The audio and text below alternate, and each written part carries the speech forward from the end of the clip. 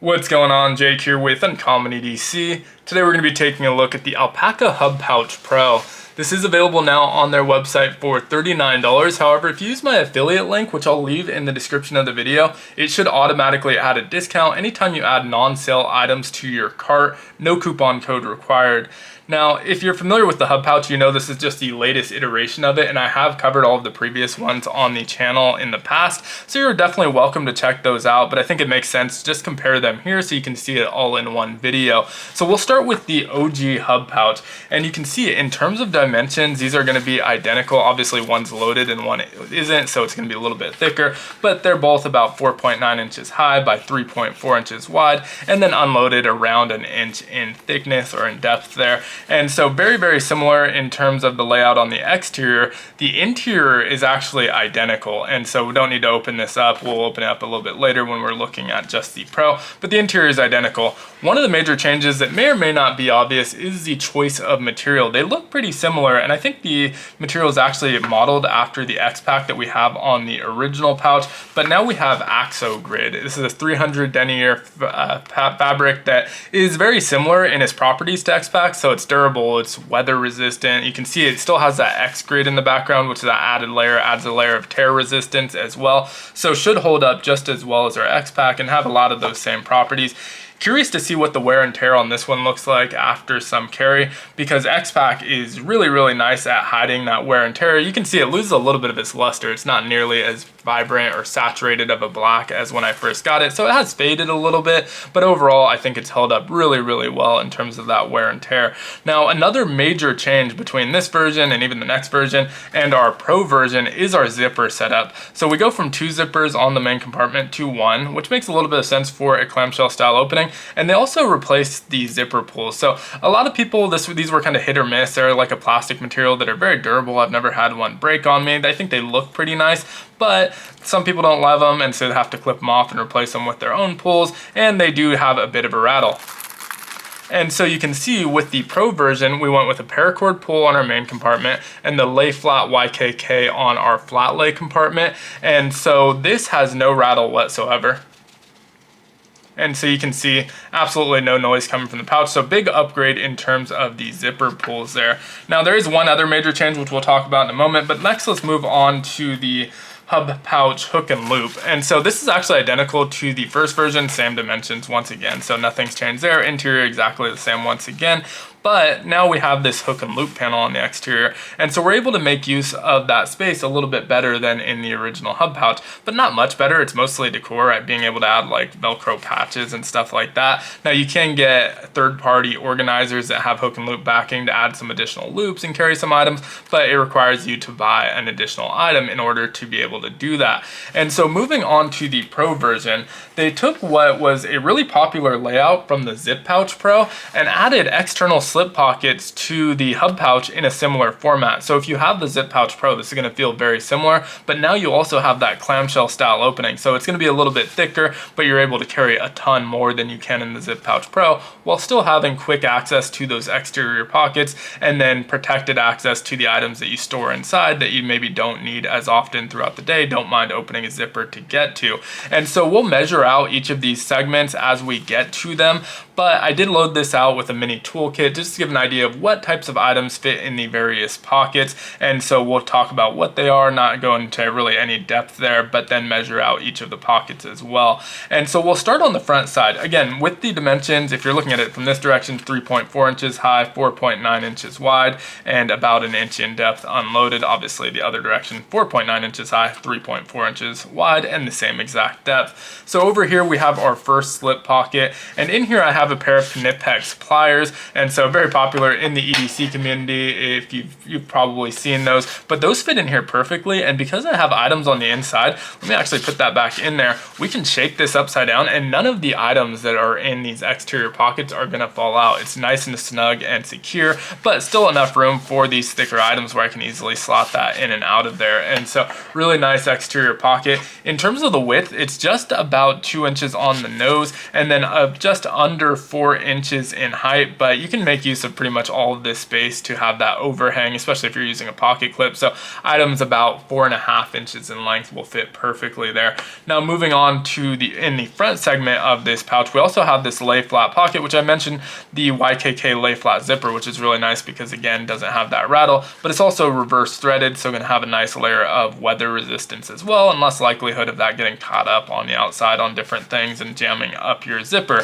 And so inside of here, we have a flat segment pocket. I only have one item in here, which is my Fox cigar cutter. Not exactly your typical tool, but I guess kind of a specialized tool there. And so this is great for small flat objects, but it has enough thickness that you can put thicker items. Like if you want to put a Zippo or something in there, you definitely can. Perfect for coins, USB flash drives, paper, all of that sort of thing. And so for example, we just did a video on the Woobin G5. This is about 0.6 inches in thickness, and you can see that slots right in there. It's about 2.5 inches wide, or 2.5 inches tall and 1.5 inches wide, has 0.6 inches in thickness, and can get it in and out of there no problem, even fully loaded. So it's not one of those super compact exterior pockets that aren't super usable. You can actually get quite a bit of use out of this exterior pocket. And then moving on to the back side, you can see we have our spine over here, our zipper segment over here. Moving on to the back side, we have 2 more slip pockets. On the top, there's this loop that makes it compatible with their hub ecosystem. I've done a video on that in the past before as well, and that allows you to add these attachments that you can use a magnet to attach it inside your bag. There's like a home mounting system where I have one on my wall next to my workbench, so I can pull this out of my backpack straight to the wall on the workbench, and the magnet will hold it up if you add it on there. Is not included, which is why I didn't want to include it in the video, but is something you can buy separately. You can also just put a carabiner or whatever you want on there as well if you prefer to add something like that. So we have 2 pockets here. The first one is clearly a pen slot, but it's not going to be able to accommodate full-length pens, at least not without them sticking out the top, since this is only about 4.9 inches in height. So I went with the mini pen. This is the Big Eye Design Mini Bolt Action. But something like the O Pen Mini, Alpaka pen, any of those miniature pens should slot into here nicely. We can take a look at the height and the width here. So in terms of the width, we're about 3/4 of an inch, and in terms of the height, about 3.5 inches. You can see it's slanted, so it depends on where you take that measurement, 3 3/4 to 3 1/4 at the other end. And so next to that, we have our widest slot on the exterior. This will actually fit most full-size multi-tools as long as they're not too long. I feel like when it's fully loaded, it does start getting a little bit thick. And the nice thing about this pouch is it can fit in the front pocket of your pants, your back pocket, your jacket pocket. You can toss it in a backpack, center console. So really versatile in terms of ways to carry. So I don't like to bulk it up too much, which is why I didn't go with a full-size multi-tool here. But it can accommodate something like a Skeletal, no problem. The rebar fits in there. Those are a couple that I've tried out, as well as the one that we're going to see on the interior here. Instead though, I went with a utility knife. This is the Civivi Elementum utility knife, little button lock utility, and that fit in there no problem whatsoever. We can measure out the width of that pocket. I don't know why my ruler keeps ending up backwards, but about 2.5 inches in width, and then about 3 inches in depth on the left side. It goes down to about 2.5 inches on the right side. But again, you can use that full width, or that full height, about 4.9 inches, to put items that overhang the pocket here. And so that wraps up the exterior portion of our pouch. Now we can get into the interior. So we have our paracord zipper pull and single zipper this time. Both of the previous iterations had dual. I think it makes sense for this. It's a little bit less busy. I like the way it looks. I like that it doesn't rattle, and so it's a little bit less busy. I do prefer having 2 zipper pulls, but much cleaner look with the single zipper pull. I didn't actually show it, but it is also reverse threaded as well. So let's go ahead and get this open. Full clamshell opening, so we'll be able to see everything that we have on the interior. And just like on the outside, we'll measure everything as we pull items out of here. And so up first, we'll go left to right. On the left side, I have this bit vault from Barrow. It's just a little 3D printed vault that has micro bits in it. We have flathead, Phillips, and a T6, T8, and T10. And so just a couple different micro bit options in this 3D printed case. They do sell those separately as well, but I got mine with the actual driver in a little kit that they sell. Now, I didn't actually put that bit driver in here, as we'll see a little bit later in the video, but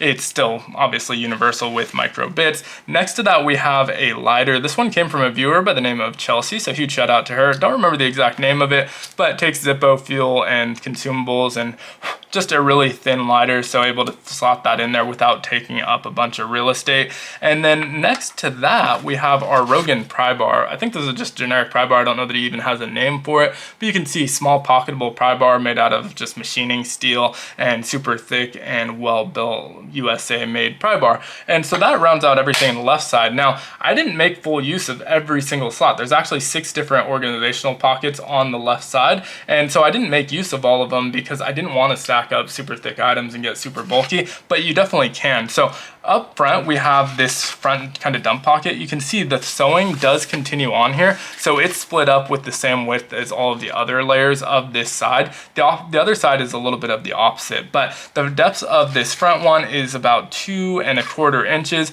We have a 3/4 inch elastic loop right above that at the same width, and then in the back we have a pocket that's about 3½ inches in depth, and again that's divided at the same spot, so you're limited to items that are about 1.75 inches in width, and so that's not exactly right down the center, and this one is a little bit more narrow, so the heights of all of these are going to be exactly the same, but the width of this one is closer to about 1.5 inches thanks to this seam, which doesn't go the full width, and so it makes it really nice, easy, clean clamshell opening, but it does cut off a little bit of our space there, so about 1.5 inches in width on all of the 3 right hand pockets.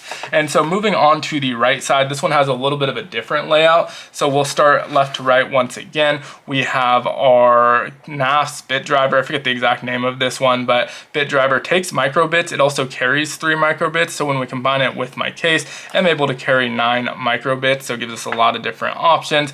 We also have the SOG Power Pint. This has a small pair of pliers. It also has its own bit driver. I didn't carry extra bits for this one, so not fully set up to use both in conjunction with each other, so you have something that's tooled on both sides. I only have 1 bit driver. This one does have a flathead and Phillips in here as well as one of their tools, and so do have that option with some of the more basic tools.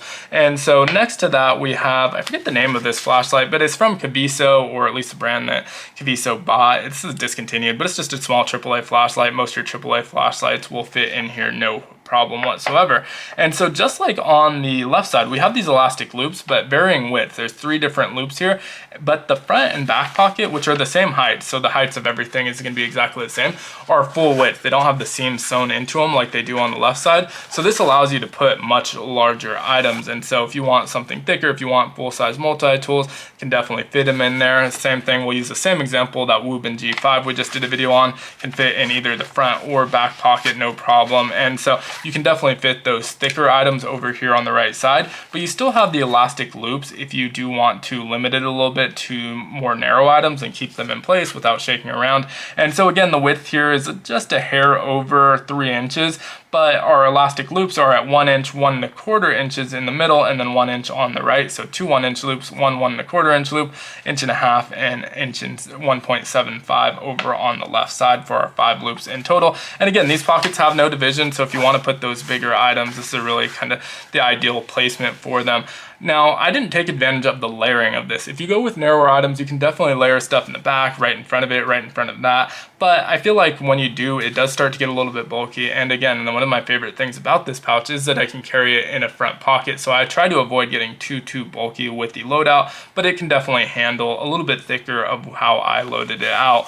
Now, that's everything for this one. Really cool pouch. Again, I'll make sure to leave a link to it down in the description. Really looking forward to carrying this one because the original hub pouch is one of my favorites of all time, so definitely looking forward to spending some more time with this one, and then hopefully they'll even introduce more colors just like they did with the other 2 versions in the future. Right now it's available in this army green you see here as well as black, but the other versions have gotten so many colors over the years. I actually have multiples of each of those, and so definitely looking forward to some of those other colors coming out in the future as well. But let me know what you think of this one down in the comments below. As usual, if you enjoyed the video, consider liking, commenting, subscribing, or checking out some of my other content. And as always, I hope you have a great one. Take care.